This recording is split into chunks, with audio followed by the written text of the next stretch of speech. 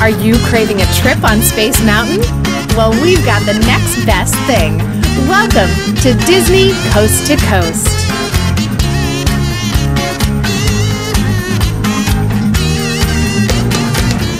Hey folks, and welcome to Dizney Coast to Coast, the ultimate unofficial Disney fan podcast. I'm Jeff DePauli, and in today's House of Mouse headlines, some new rules have been put into place in regards to smoking and stroller use in the parks, plus a new old attraction is headed to Disney California Adventure.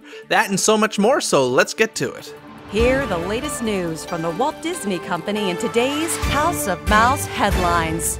This week, let's start at the Disneyland Resort about the magical world of parking lots. As you may know already, the Disneyland Resort is building a second parking structure directly next to the Mickey and Friends parking garage. This week, we learned that the new structure will be named Pixar Pals. I actually like this name just because it sticks with the theme of Mickey and Friends, Pixar Pals. It's cute. Anywho, there will be an Incredibles level, Coco level, Monsters Inc. level, Finding Nemo level, Inside Out level, and Cars level. Although, I guess technically, they're all Cars levels. One of my favorite features about this garage is that each parking space will have an LED light above it. If the light is green, the space is available. If it's red, it's taken. They use this system at a lot of the casinos in Las Vegas, and it makes it much easier to just look down the aisle to see if there are any available spots. But I hope they still have the cast members directing the traffic because it makes the whole process so efficient. But my guess is that these lights are being used so that less cast members are necessary. This garage will have over 5,000 parking spots and is scheduled to open by the end of July, if not sooner. And now let's head into Disney California Adventure, where we got a bit of news that seemed to have come out of left field. The spectacular magic of Disney animation and music will soon come to life in the 3D movie musical Mickey's PhilharMagic at Disney California Adventure Park. Premiering in April at the Sunset Showcase Theater in Hollywoodland, Mickey Mouse, Donald Duck, and other favorite Disney characters take the stage in this 3D fantasy adventure. As Donald prepares the orchestra for Mickey, he comes across the conductor's baton and Mickey's sorcerer's hat. A little magic goes a long way, and proceedings go awry. Donald is unexpectedly plunged into a 3D dream world, and you're taken along for the ride. The experience will sweep you away into the fantastic world of classic Disney animated musical sequences, from Beauty and the Beast and The Little Mermaid to Peter Pan and Aladdin.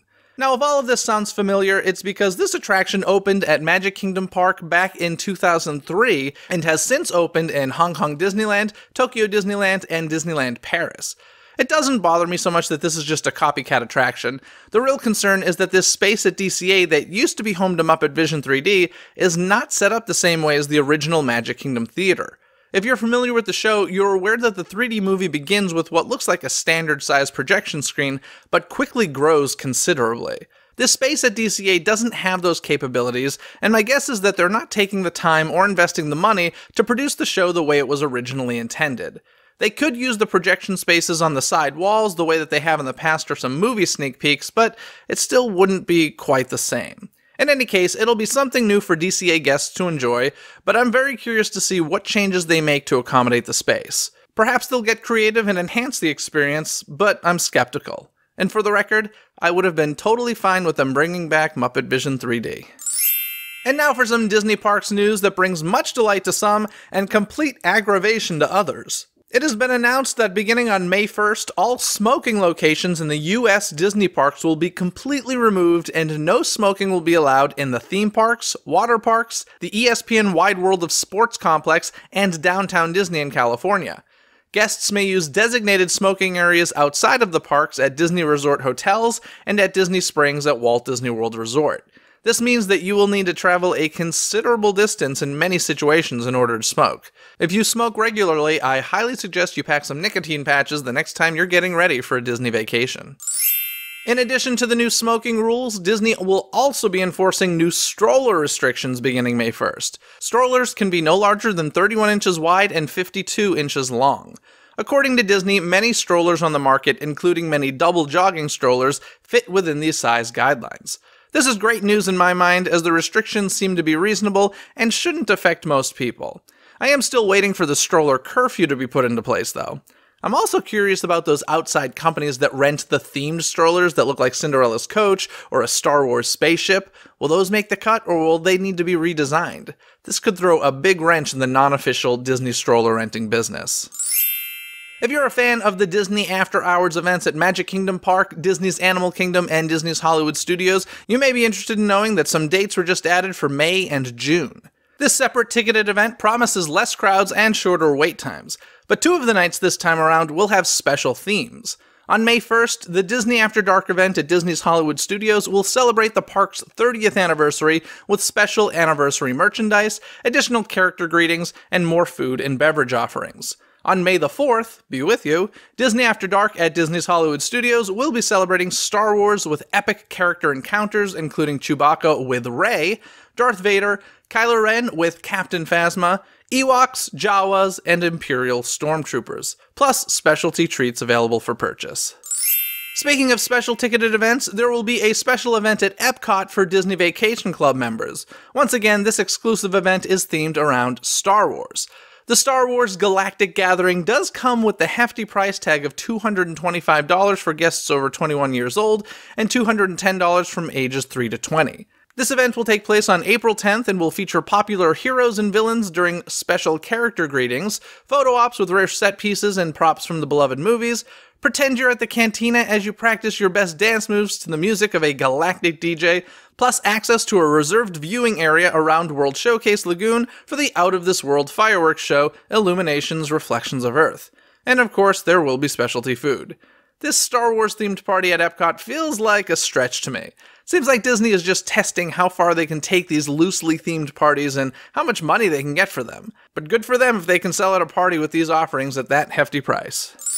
The NBA experience, which has taken over the former Disney Quest space at Disney Springs, now has an official opening date of August 12th. This all-new destination coming to Disney Springs will invite you to feel what it's like to be a basketball superstar. This one-of-a-kind environment will be packed with 13 interactive elements and hands-on activities across 44,000 square feet and 2 floors. When you enter NBA Experience, you'll feel like you're walking through the players' tunnel out onto the court at an NBA or WNBA arena. So get ready to put your basketball skills to the test on August 12th. Now for some theater news. For a long time, Disney Theatrical has been talking about bringing The Princess Bride to the stage. This past week, we got news that this stage musical may have gotten one step closer to becoming a reality, as we learned that some Broadway alums are now working on the project. Tony Award winner David Yazbek is writing the score, with Tony winner Bob Martin and Rick Ellis co-writing the book.